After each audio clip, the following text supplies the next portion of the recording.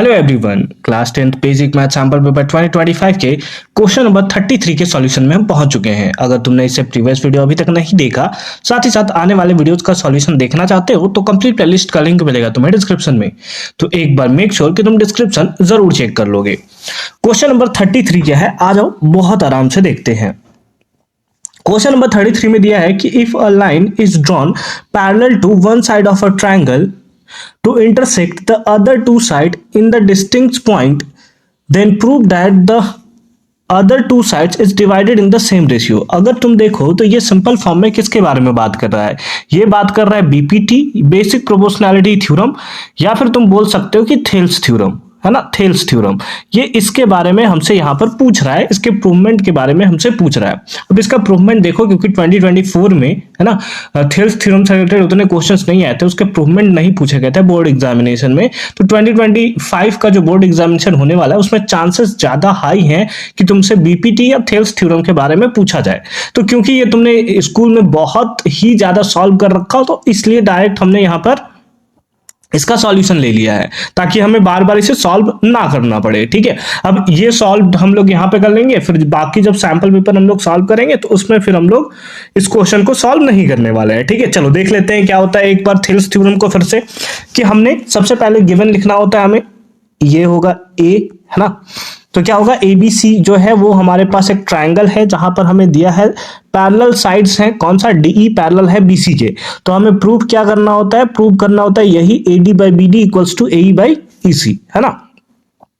ठीक है, यहां पर कुछ कंस्ट्रक्शन करना होता है, बी को ई से ज्वाइन करना होता है, तो इसको हमने इससे ज्वाइन कर लिया, सी को हमने डी से ज्वाइन कर लिया, उसके बाद, है ना, सी को हमने डी से ज्वाइन कर लिया, उसके बाद, है ना, डीएम परपेंडिकुलर हमने ड्रॉ किया किस पे, एसी पे, और उसी टाइप से ईएन हमने ड्रॉ किया परपेंडिकुलर किस पे, एबी पे, है ना।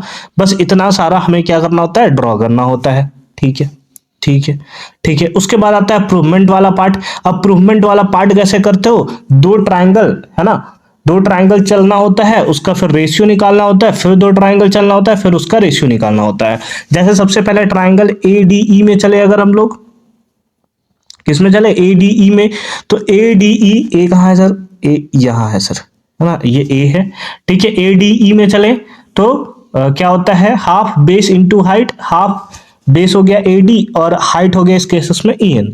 फिर बीडीई में चलेंगे तो ये क्या हो जाएगा, बेस इंटू हाइट, इस पर डीबी या बीडी जो बोल दो इंटू ईएन हो जाएगा। फिर दोनों का रेशियो निकाल दो, रेशियो निकालने के बाद, है ना, रेशियो निकालने के बाद तुम्हारे पास वैल्यू आएगा AD by BD. Same case में एडीई और डीईसी में चलोगे, यहां से डीएम से डीएम कैंसिल हो जाएगा, तो ये आ जाएगा एई बाई ईसी। ये बन जाएगा तुम्हारा कौन सा, इक्वेशन सेकेंड बोल दो, इक्वेशन बी बोल दो। ठीक है, जो जिस हिसाब से तुम्हें बोलना है फिर बोल दो। ठीक है, अब यहां पर देखो कि तुम्हारा राइट हैंड साइड वाला वैल्यू तो आ चुका है, यानी कि AD by B D equals to A by E C, ये आ जाएगा अगर लेफ्ट साइड के दोनों वैल्यू जो है इक्वल हो जाए।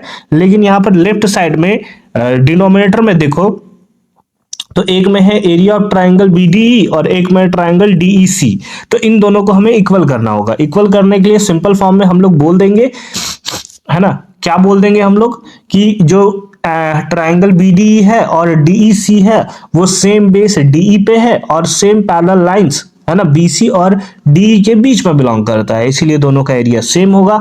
तो उस बेसिस पे ये वाला इसके बराबर हो जाएगा। अब लेफ्ट लेफ्ट बराबर हो जाएगा तो राइट राइट भी हमारा बराबर हो जाएगा, और उस बेसिस पे हम लोग बोल देंगे कि एडी बाई बीडी जो होगा वो एई बाई ईसी के इक्वल होगा, और ये हमारा यहाँ पर प्रूव्ड हो जाता है।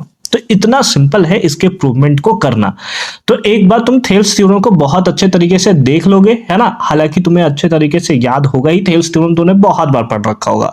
एक बार कन्वर्स ऑफ थेल्स थ्योरम को भी तुम देख लोगे, जो कि एकदम अगेन बहुत ज्यादा सिंपल है। बाकी मिलेंगे अगले वीडियो में, तब तक के लिए अच्छे से पढ़ाई करते रहो। All the very best for your upcoming examination.